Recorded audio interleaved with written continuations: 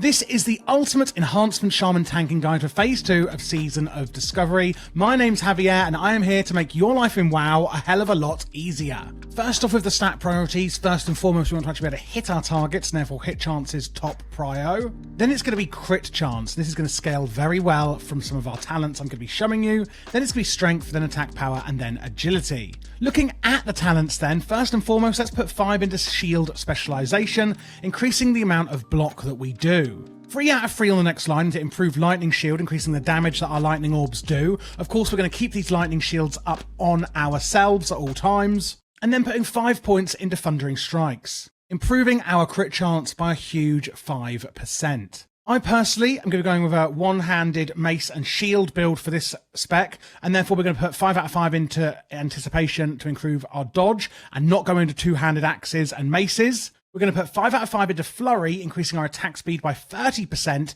for our next 3 swings after dealing a crit, again making critical strike even more important. 3 out of 3 into Elemental Weapons. This is going to, as you can see by the tooltip, improve the efficiency of all of our different weapon enhancements. The main one we're going to be going with is Rockbiter Weapon as a tank in Phase 2. Parry is a no-brainer. Of course, as a tank, we don't want to just dodge, but we want to parry our enemies' attacks as well. And at this point, we've got 4 points left. I'm putting 3 of these into Weapon Mastery, increasing damage we deal by 6%, and 1 into Storm Strike. If you think you need some more armor, you could take these 3 out of Weapon Mastery and put them into Toughness instead for extra armor, but I do think Weapon Mastery is the way to go. Storm Strike then is on a 20-second cooldown, giving you an extra attack, and the next 2 nature damage attacks against your target are going to be increased as well. Moving on to the runes then, on the chest we're going for Shield Mastery. Every time you block you're regenerating mana, you're gaining armor equal to 30% of your shield's armor value, stacking up to 5 times, and you always gain 10% increased chance to block and 15% increased block value. That is a huge no-brainer in my opinion. Way of the Earth is a real no-brainer. This is the tank of all tank runes for us shamans.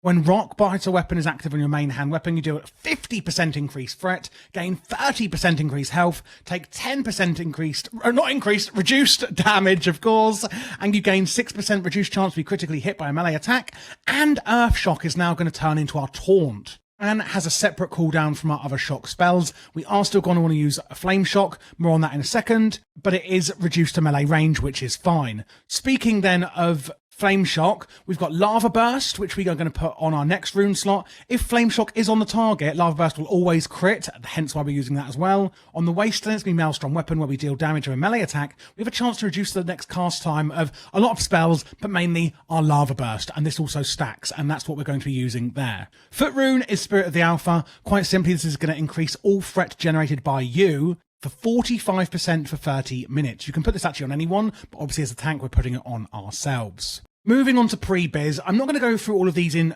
minute detail, as I will be doing a separate gearing guide, so make sure to subscribe so you don't miss out on that. But this is very similar to the enhancement DPS gearing that we are doing anyway. Any green items that are of power that you can get on the auction house are going to be very good. Scarlet Monastery, as you can see, has a lot of good items. PvP has a lot, like the Scouts Medallion. There's some rings from here as well. So again, you can see it's just Scarlet Monastery, Scarlet Monastery, Scarlet Monastery, and Alderman are going to be the places to get all of your pre-biz gear. Looking at the actual biz then, remember in Classic, we're not just going to go for mail, etc. We are actually going to be downgrading to things like leather, because that is just how Classic works. Some people aren't always aware of that, so I just would like to make that clear. We're using the glowing neuro-linked cowl on the head, increasing our chance to hit by another 1%. And when we use this, it's going to do some damage to us, but also increase our melee and range attack speed by 20% for 10 seconds and increase weapon damage. We've got the Nomagon Peace Officer's Talk on the neck. This is from Nomagon.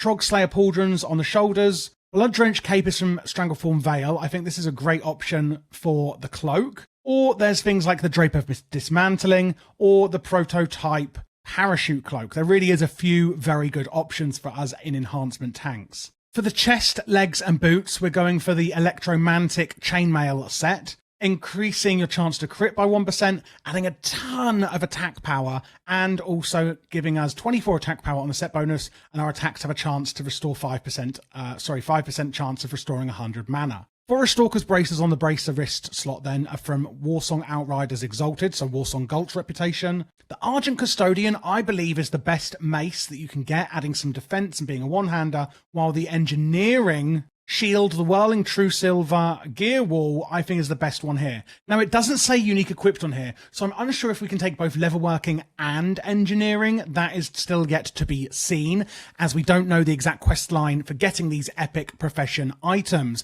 However, when they do come out, I will be doing a guide for this. If you do have any other questions, by the way, or need any help with things like that, please do join my Discord, where we have a huge, thriving community of other SoD players who are really, really helpful to both veterans and beginners alike.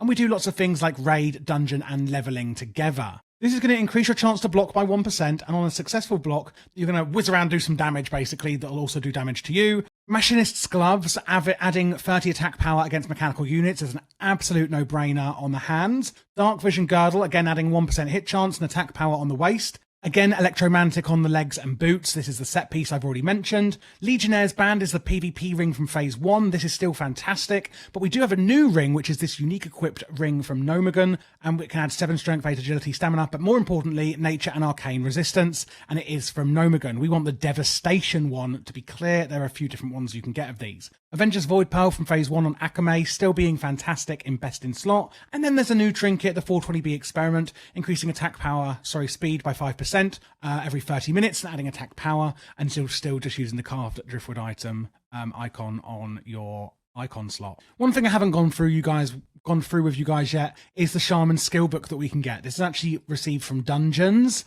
and the Totemic Projection one is the skill book we can get for Shamans. There's only one available, and this means that you can relocate your active totems to somewhere else when you're in battle, and this is really, really fantastic as a quality of life improvement. Regarding the Consumables, there's things like the Elixir of Ogre's Strength, the Elixir of Agility, there's an Elixir of Defense, and also the Dragon Breath Chili we can use, which also stacks with our other food buff, which I recommend the Spider Sausage, being very easy to farm yourself, or the Kodo Stew, both giving 12 stamina and spirit. This is fantastic and very, very cheap.